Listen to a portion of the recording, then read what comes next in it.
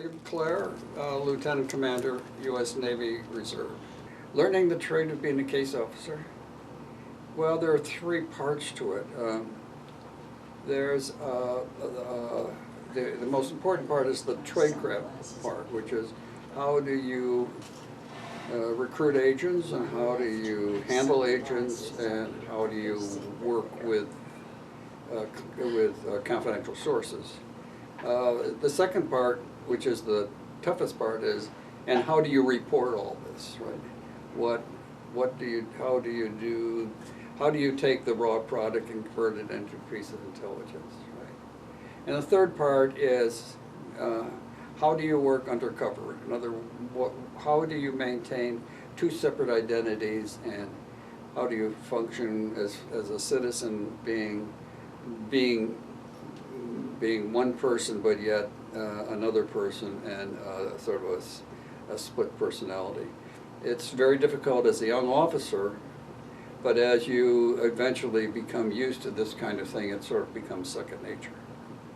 The deal that we made was either we both go or we don't go, and that worked out.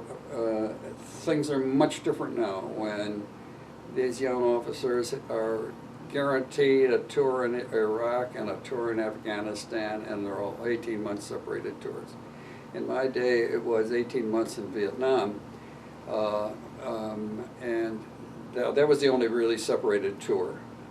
But there are no places in Africa at the time that I was there, which went from, let's see, 1967 to 1980.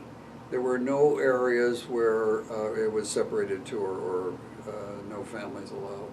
So our kids went along, and we had a very seemingly normal life for a State Department officer. I was under state cover, and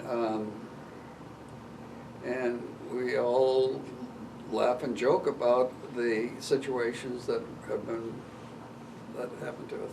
Well, as I said, we went over in '67 and back and forth till certainly 1980. So it was a period of about 13 years. And at that point, my wife had said that's about enough of that stuff, and she wanted to follow her own career pattern. She became a therapist, a psychotherapist. And so I was basically restricted to, I don't want to say restricted, but I was stationed here in Washington, D.C., and did my work on TDYs abroad.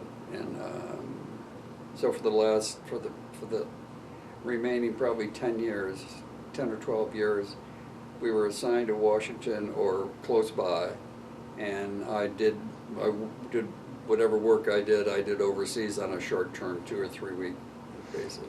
The most gratifying part,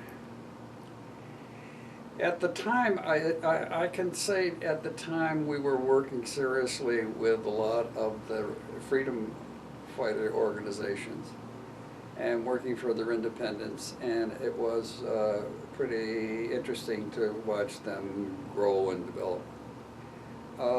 The satisfying part of it was in recruiting a good source that provided significant intelligence. And if you're lucky, if you were lucky, you were able to do that kind of work, and